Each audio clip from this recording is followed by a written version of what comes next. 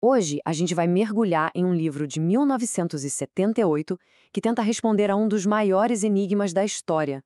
O nome da obra é Não é um Sonho, de Elwood McCoy, e a tese principal dele, olha, é no mínimo ousada. A grande questão que o livro joga na mesa é a seguinte: como é que o povo judeu, espalhado pelo mundo por quase 2 milênios, conseguiu manter sua identidade, enquanto impérios gigantescos como os assírios, babilônios e romanos simplesmente sumiram do mapa? É essa pergunta que o autor se propõe a responder. E a resposta, segundo o autor, não tem a ver com política nem com poder militar. O livro defende que a sobrevivência e o renascimento de Israel seguiram um tipo de roteiro profético, dividido em 4 estágios. Vamos então desvendar esse roteiro, passo a passo, usando o livro como nosso guia. Então, segundo o livro, o ponto de partida de tudo isso remonta a 4.000 anos atrás, a uma promessa incondicional feita a um homem chamado Abraão. O autor coloca essa promessa como a pedra fundamental, a base de tudo o que aconteceu depois na história judaica. E é muito importante entender como o autor enxerga essa promessa. Para ele, não é só uma boa intenção, sabe?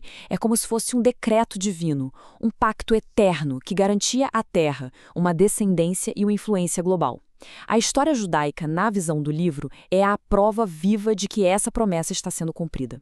E aqui a gente chega no coração do argumento do livro. A história do povo judeu seguiria um programa profético de 4 partes. Primeiro, a dispersão.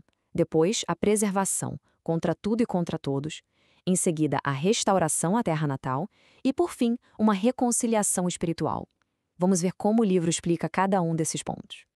Ok, então vamos para o primeiro ato desse roteiro, a dispersão. O livro argumenta que o exílio não foi algo que aconteceu por acaso na história, mas sim o cumprimento de uma profecia que era vista como uma consequência da desobediência ao pacto original.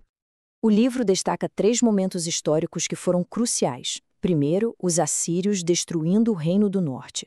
Depois, os babilônios saqueando Jerusalém e levando o Reino do Sul para o cativeiro.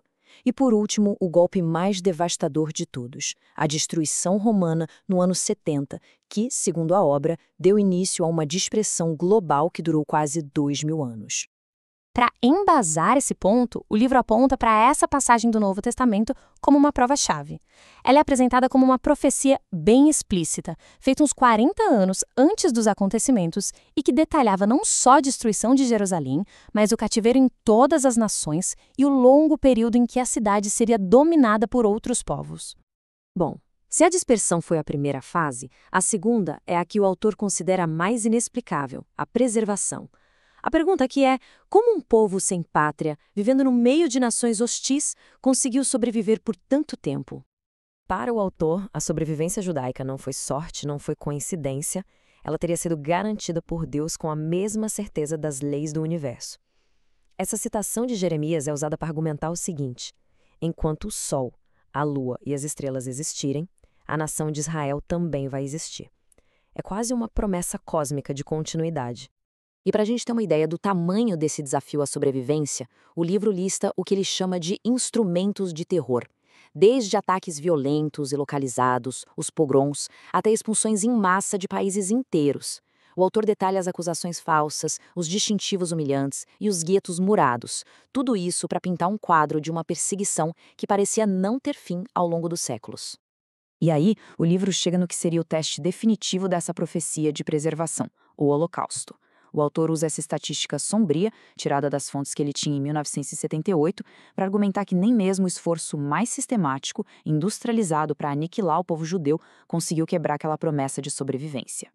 Certo, passamos pela dispersão, pela sobrevivência, e agora o modelo do autor nos leva para a terceira etapa, a restauração. O livro defende que o retorno à terra ancestral não foi só um movimento político, mas também parte daquele roteiro profético. Para a gente entender o argumento da restauração, é preciso conhecer a perspectiva do autor. Ele se define como um sionista cristão, que o livro explica não ser uma posição política, mas sim uma convicção teológica, a de que apoiar o retorno do povo judeu a Israel é um mandamento bíblico. E é aqui que o livro faz uma ponte bem direta entre essa teologia e a geopolítica do século XX. O autor interpreta eventos como a Declaração Balfour, em que a Grã-Bretanha apoiou um lar nacional judaico, e a votação da ONU que levou à criação do Estado de Israel, não como meros fatos políticos, mas como cumprimento direto daquelas antigas profecias de restauração. Com isso, a gente entra na parte final e talvez na mais polêmica do livro, a relação complexa entre o cristianismo e o povo judeu. E para navegar por essa história, o autor faz uma distinção que ele acha fundamental. A visão do livro é a seguinte: por um lado, grande parte do sofrimento judaico veio de um cristianismo de fachada, digamos assim, como os Cruzados ou a Inquisição, que ele descreve como uma distorção da fé. Em contraste, ele afirma que o cristianismo evangélico, aquele que leva a Bíblia ao pé da letra, tem sido historicamente um dos maiores amigos de Israel. E ele cita figuras como os puritanos, Lord Balfour e o general Allenby, como exemplos dessa aliança baseada em profecias. E para mostrar que essa aliança não era só teoria, que tinha um peso real, o livro traz uma citação do rabino Meir Kahane. A intenção é mostrar que esse apoio evangélico a Israel não era apenas uma percepção interna do cristianismo, mas era reconhecido como uma força geopolítica importante por figuras judaicas da época. E no fim das contas, a análise de Não é um sonho nos deixa com essa pergunta no ar. O livro defende com unhas e dentes que a história judaica é o desenrolar de um roteiro divino. Concordando ou não com essa ideia, a questão principal fica: a história é só uma sequência de acidentes e coincidências, ou existem padrões e forças maiores que a gente não consegue ver? O livro oferece uma resposta. Cabe a cada um decidir no que acreditar.